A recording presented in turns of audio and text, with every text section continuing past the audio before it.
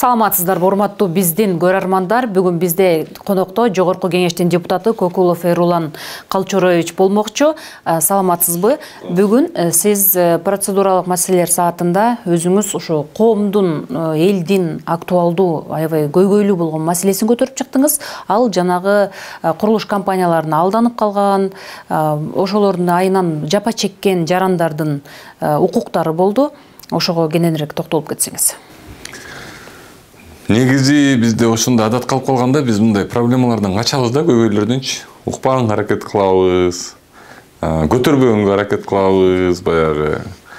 Анан мен практикам көрсөткөндөй проблеманы көтөрүп, мындай талкуулоо башталмайынча бул проблема эч качан бүтпөйт да. Бул кандай проблемалар? Эң эле негизги көйгөй Кыргызстанда бул аферисттер да. Аферисттер абдан күч алган Кыргызстандачы. Ошол себептен буларды ачык айкын ачыш керек, чыгарыш керек. Анан кийин ошонун арты менен токтотсо болот да. Токтотсо болот, токтотуп келген. Буюрса да токтотобуз да. Бирок бул көйгөйдү көтөргөн себебим ушул көйгөй менен биз мисалы мурунку аферисттер кандай эле? Мурунку аферисттер элдердин акчасын алдап, анан кийин жок болуп кетчү да. Буну бүгүн көтөрүп аткан себебим анткени менин оюмда ушуну баягы показательный кылып, аягына жеткирип, баягы акчаларды табып, бул акчалар бир жерде бар да, жок болуп кете албайт да.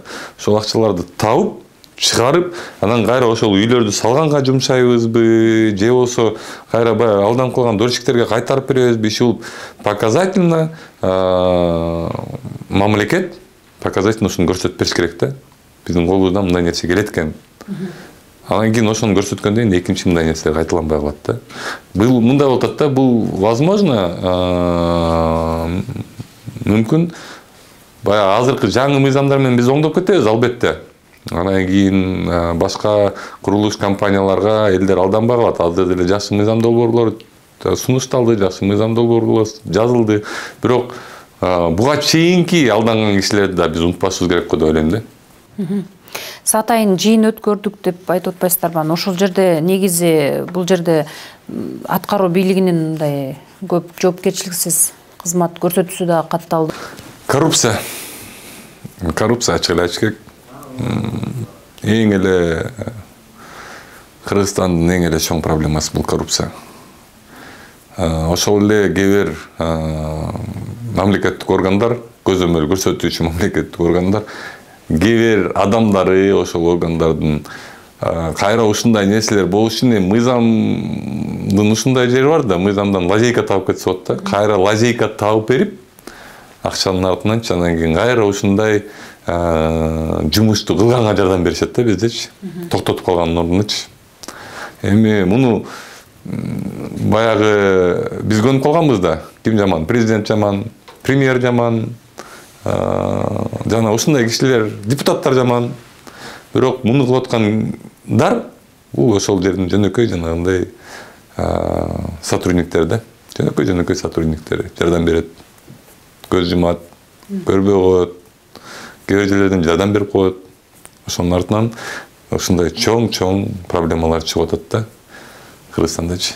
Сиз атайын жыйын өткөрдүк деп айтпадыңызбы? Ал жерде ошо курулуш жаатында негизи өзгөчө кандай көйгөйлөр көтөрүлдү жарандардан? Мага бир жылдай точно жарандар такылдап жүрүштү. Кат жүзүндө дагы өздөрү да келет эшиктин алдынан. Эми бул жерде деле митинг болуп кете жаздабы Ак үйдүн жанында делечи, биздин жана коллегабыз айнанчы.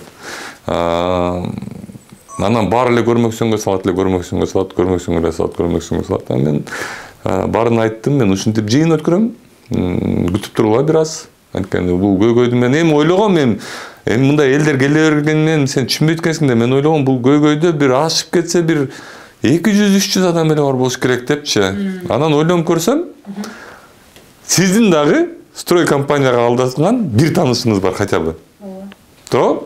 Бизди көрүүчүлөрдүн обязательно өзү болбой калган учурда дагы өзүнүн бир таанышы бар да. Тууганы бар, таанышы бар.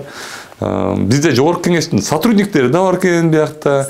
Ихсандан алданган, жана строй компаниялардан алдангандар да бар экен. Ошол жерде мага ой келди да. Бул демек глобалдык проблема. Эгер ар бир адамда хотя бир таанышы бар болсо, бул Кыргызстандын көйгөйү, чоң көйгөй деп ошол собрание өткөрдүк. Мен ойлогом, эми ошондо да ойлогом, собранияга бир 200-300 мен мындай деп айткам. Мен жанагы залды тандап атканда мен мындай деп айткам. 100 кишилик зал тандап коюштур, мен айткам, жок, 100 кишилик зал аз болуп калат, 150 кишилик зал тандагыла дегенде. 150-200 жакын киши келе турган зал тандагыла деп. Анан аягында 1000ден ашып кетти да. Ал 1000ден ашканы еще дагы биз айтканда мындай представительдер келгиле, баарыңар келбегиле дольщиктер. Бир компаниянын бүт дольщиктер келбегиле. Бир компаниядан 5-6 дольщик келгиле дегенде 1000ден ашып кетти да. Андан кийин биз дагы өткөрөбүз. Мындан чоңураак, глобальныйраак өткөрөбүз, могу жазында буйруса. Аякта эгер азыр биз ошондой ограничение койгондон кийин 1000 адам келсе, значит аяктан көп болот. Биртуале көп болот. Негизи азыр мыйзамдар менен түздөп, кийин таза иш алып барабыз деп аткаруу бийлиги көп айтып кетип атат. 21 текшерүүдөн өтөт дейт негизичи, жана курулуш эле мекемелерди куруудачы. Бирок сиз кандай конкреттүү эмелерди сунуштап, ошо өкмөттөн талап кыла аласыз эл өкүлү катары? Себеби буга чейин ошо алданган адамдар эмне болот? Аларга мисалы үчүн мамлекет тарабынан кандайдыр бир кепилдик же жардам берилип, анан алыш керекпи? Алардын калпычылыкты курулуш жаатындагы кантип токтотсо болот деп мындай сунуштарды берет элеңиз. Жоопкерчиликти толугунан алыш керек да. Ошол элдерди алдап кеткендер, салып бүтө албагандар жоопкерчиликти толугунан алыш керек. Биз көнүп калган адат менен эмес. Баягы мен жана айтып кетпедимби? Мисалы, бир адам азыр түрмөдө экен. Ал ушул 2 жылга жетпеген аралыкта 4 жылын отуруп коюптур. Ошондо ага мисалы 10 жыл берсе, ошондо 4 жылын отуруп койгон болсо, 6 жыл отурат экен да. Калганычы 6 жыл отурат экен. 6 жылдан кийин ал эгер аягына чейин дагы отурса, чыгып кетпесе ортодон, жана жакшы өзүн жакшы көрсөтүү антип чыгып кетөчпү ортодончу. Ошону чыгып кетпесе, ал чыгып кетет. Скорее всего, бир 2-3 жылдын ичинде 2-3 жылдан кийин миллионер болуп чыгат экен да. Бир мен эсептеген боюнча бир 6 миллион, 7 миллион доллардын ээси болуп чыгат экен ошоктанчы. Эми бул акчаны 6 жылда эмес, өмүр бою таба албайсың да. Ошол себептен ушуларды жоопкерчилигин аягына чейин тартып, ушуларын жана катып койгон, башка внешний счетторго чыгарып кеткен акчаларды табып, кайра кайтарып, показательно кайра алып келип ушул нерселердин баарын жок кылмайынча бул нерсе токтобойт да. Ошондой көрсөтүшүбүз керек биз.